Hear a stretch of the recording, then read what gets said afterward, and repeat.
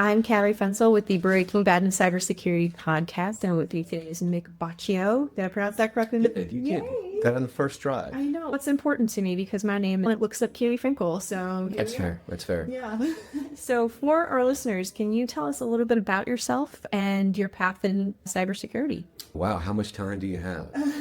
I am a global security advisor at Splunk. I'm on a security research team called SURGe. And most of the folks in the team are background, David Bianco, Ryan Fetterman, Marcus LaFerrera, is all network defense. Okay. So the original tagline was blue collar for the blue team. Security's hard work. So all of us have blue team backgrounds. And when you look at Splunk as an organization and just how prevalent it is in so many places, when something happens, you're going to have questions. So we try and help answer those questions. So we're like a extra security team for anyone that enjoys Splunk. I've been there a little over 5 years. Before, this is where it gets weird, I was the CISO for Pete Buttigieg in his 2020 campaign. Really? I was the first CISO in the history of presidential campaigns. Before that, most of my career is government. Last government job, I was running a threat intelligence team during the 2016 election. So I think that helped me get that CISO job. I look back on it like, oh, that does make sense.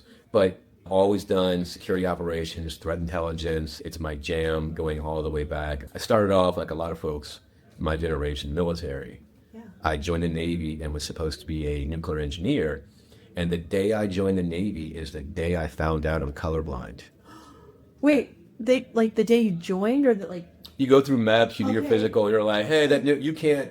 I was like, oh, it's messed up. I don't want to join the Navy now. Like, why can't I have this job? Like, red wire, green wire. I'm like, okay, when you say it out loud like that, it makes sense. Okay. Particular like that, I guess. There's a reason I get it. So it's a lot of just, hey, learning computers then, back when seeing the scope and breadth of cybersecurity, how big it's gotten as an industry and what's become important, I think has been super, super fascinating to see. So we're lucky now. I think I'm able at Splunk is to take that body of knowledge and experience and just help people, help organizations try and get a little bit better. Okay. Can't double click on the CISO for Pete Buttigieg? Sure. I got a call one day and, hey. From Pete Buttigieg? It was one of the staffers there. Okay. And, hey, you want to come out with this job? And I said, no. When you look at political campaigns, right, it's a very finite thing. Like the election's the election, and if your guy makes it, your guy makes it. If your gal doesn't, you earn the money, you're done. Political campaigns are unlike anything you've ever experienced. It is a nonprofit corporation funded entirely by donation that has a goal to get someone elected. And your job is to wrangle security inside of that. I thought it was a great experience.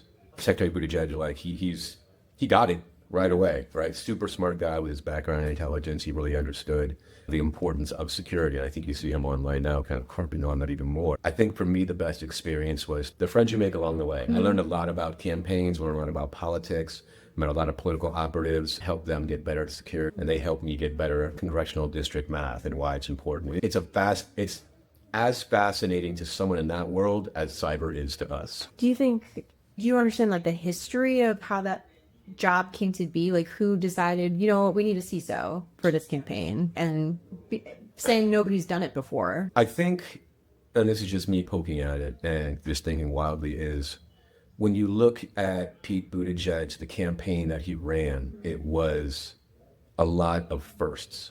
He did a lot of things that just hadn't been done before by people running for president. And I think this was an extension of that. I'm sure there was a test group somewhere and someone's security is important, but I think to have the foresight to do that, given what happened in the 2016 election, really spoke volumes to how far ahead we saw into things. Do you have any insight into what CISOs are doing with current political campaigns? Do you have any contact with them, or? Not officially, not as a staff member. I think a lot of organizations are just campaigns specifically trying to get better at security for the lowest cost available to them. When you think about money, the phrase was, every dollar I spend on security is a dollar I don't spend on votes. And I get that. And there are organizations out there, shout out to Michael Kaiser and DEC, they're doing incredible work where, hey, you're running for this office, cool, here's the tools available to you. Here's some YubiKeys. Here's how you set up MFA. Here's some free applications, some free software. I think Sublime just got hooked up with them, and it's amazing to see. There is an ecosystem, and I think more and more people that are part of campaigns realize what's available to them. Yeah, that's so interesting, man. I would love to. We could talk about that all day, probably. But we should probably move on to other things, I would assume. Sure, I have a thing for you. Okay. Oh. I know you kids today say, I think the phrase is, come get your flowers. Okay. All right. Yeah. And you came on my radar through mutual friends. And the talk that you did this year at ShmooCon, I thought was one of the most beautiful and thoughtful things. Thank you. So if you want to wrap up what it was, but I found it important because having been in security for so long, in the weeds, operator, doing operations things, the work you do, if it's not highlighted by someone who's not you, or if you're not the best explainer or communicator, you need someone to help you out with that. Yeah. And I think your talk bridged a lot of that and explained the importance of it. So I thought it was fascinating. So in that vein, I wanted to give you your flowers. Oh my goodness. Thank you. Oh. This is so cute. And how do I open it? Oh, so interesting. So it's a little pop-up card, and there are your flowers. Well, they're hydrangeas. I love hydrangeas. That's so cute. Thank you. So keep doing what you're doing, and know that I thought it was amazing, and a lot of the people I interact with thought it was amazing as well, and it's something that needs to be said and needs to be said about more. Thank you. Yeah, I don't think we actually haven't talked about that on this podcast, but I feel weird talking about my talk. Well, this is here. your turn to talk about you. If you want to tell the folks that are listening, what was your talk about at ShmooCon, and why did you do it? So my talk was called "I'm Not Your Enemy: How practitioners can empower content." And the reason that I did that talk was because I'm a content marketer. Yep. And I don't want to put out junk. I don't want to put out fluff, like marketing fluff is what they call it. And part of the problem with that is people are busy. So practitioners aren't always able to produce their own research. We have things that we need to push for SEO purposes, so for visibility, for social. So if they're not producing content, then who's going to produce the content? I started using our tools to try to do my own campaigns, and I found some interesting associations with the American Girl content and the American Girl brand, rather, on Reddit. Somebody said, "Is this domain legit?" And it was a domain for discount American Girl products. So I double clicked into that, and what we found was, with our domain tools researchers too, validating my findings, there's a larger web of threat actors out there that were recycling domains to try to like very quickly turn over websites to look like other brands. Crime on the internet, you I say? know, right? Who would have thought? But the purpose of it was becoming more technical as a marketer, so I can speak to the products in a more intelligent way, so I really understand them, but also being able to speak to it in a way that other people and companies can understand. So we write for the practitioner. Sometimes they don't have the buying power. Sometimes you need to speak to the legal team or to the financial team and really justify like why this product is something that your company needs. And what we found was, in a 9-month period, a Fortune 500 company could really benefit from this piece, and they could use it to talk to the other departments to share that budget of why this is important for a retail brand. So that's why I did the talk. I thought it was fantastic. And to build on that, I think some of the best security teams that I've seen are the ones that are engaging with the people that are building their external brand as an organization, as a security company. Is if you're doing amazing research and you're not letting people know about it, then how will they know about it? And how will they use that to get better? And I think SURGe is something I'm trying to emphasize a lot is, here's the things that we built. SURGe is just a team at Splunk. We're not a product that you buy. We're just a bunch of nerds that sit around and like security. One of the things that we did recently, David Bianco, like the author, Pyramid of Pain, David Bianco, I get to work with him every day, and it's amazing. He's fantastic. Yeah. He's been around so long and done so many things. I'm just amazed that he laughs at my jokes. But he still wants to contribute and still wants to help people get better. One of the things he came out with was Peak, as a threat hunting framework that he just built out, and all the things he felt he missed with the Pyramid of Pain, this is inside that. Yeah. So him, Sidney Marone, Ryan Fetterman, another cat in the team, just put out a blog series on, we're at RSA, so I'll say Agentic AI Systems Blue Team, classifying PowerShell scripts. So PowerShell, you've seen it all the time. Yeah. Good guys use it, bad guys use it. How do you separate what's good and what's bad? And what he was able to do was use DSDL, machine learning, for right at it, and classify PowerShell logs that he's seeing as malicious or valid with stunning accuracy. And I think it speaks to the ecosystem where all we're doing is generating more data. Yeah. And it's getting too much to see that. But I think back to your talk, security folks, if you're out there listening, like operators, work closely with your content teams. Don't have that relationship. It'll only pay dividends. I think where SURGe really shines is we've embraced that. Yeah, and in my travels, one of the things that has been challenging is working with more technical people. They don't necessarily see the validity of working with the marketing team or the content team. They're just like, oh, you're not technical, you're not going to understand. I'm not going to get good at it unless you help me a little bit. So I'm very blessed that I could work with some people at Domain Tools, like my colleague, Ian Campbell. He's very patient with me. And he's able to really talk me through how to use different tools or explain why things are the way they are. And I'm just like, now I get it because you're helping me. And because I didn't go to college for this, like I don't have any training, but I want to get better. And I think I could be good at this if I'm just given the chance. Yeah, I think that partnership is really important. And I think it's important not to cast people off just because of what their major was or what training they don't have at this point. And I saw a talk at B-Sides Charm recently. And, it was Danny Akaski and, how to lose your job without losing your mind. Jeff landed with him. I love Danny. Danny actually gave me a lot of advice before ShmooCon. I'm going to be talking to a bunch of people that are smarter than me, and they're going to think, why is she talking to us? And Danny's just, you're going to be great. These are the things to remember. Yeah, he really assuaged my fear. So hats off to Danny Akaki. He gave me a lot of kudos during his talk, and it was really thoughtful. I gave Danny his first job in security years old, but he had a line in his talk, the old Mr. Rogers quote, find the helpers. Yeah. Not everyone's going to help you, right? And the people that aren't helpers, maybe you should reflect on why you're not a helper and kind of be a helper in the future. But it really helped me realize a lot of things that I've been doing this for so long. If you look around and you don't see the helpers, there's a good chance that you're one of them, that you're a helper now. And the success that you have in your career, you didn't get here alone. There are a lot of people, whether it's that marketing communications team, that external presence, which the coworker, just a random person that showed you something. You didn't get here on your own. So when you have the opportunity to build people up, why wouldn't you do it? You're never going to regret being nice to somebody. I'm so thankful that you've been very nice to me too.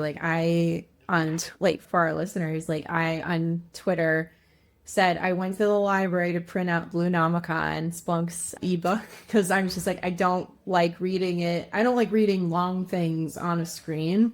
So I'm gonna go to the library and print it out because it's also our libraries. It's free essentially. That's fair. Also, go visit your pub collaborate. Yeah. So print out, I don't know how many pages it was, but I'm they're printing. I'm using all of my allotments that they give you on a weekly basis to print this out. And I mentioned it on Twitter and you're like, you could have a copy of this. I'll send it to you. And I think that was our first interaction. Yeah. You wanted a book. I have a book. Yeah. It's I can have the book. Yeah, that's what you're supposed to do with books, I thought. Right? Yeah. The little book libraries we see all throughout the city. I think it's trying to help people. And I think where I am in my journey in life is I didn't always realize that. And I think it's a reflection of who you're always going to learn new things. You're always going to get new skills. But I think you as a person in this industry, it's important to address the other. Are you getting better as a person? And I think that, again, comes with personal reflection, responsibility, maturity. But I think as an industry, find those helpers because there's a lot more of them than you think. Who've been some of your helpers? This is, okay, so you know how thrunt is a popular word, threat hunting? It's a weird word. It's a portmanteau of threat hunting, right? Yeah. So me and some friends started a nonprofit, the Thrunt Corporation. It is a registered Maryland 501c3 educational thing. And it spun off of a conference that I've been hosting in Baltimore this will be the 5th year earlier. And I think all of us have stories to tell. I think all of us have things we can teach one another because the path you took to get here is different than the one that I took. But look, we're sitting next to each other having a conversation. I'm sure there's something to be learned.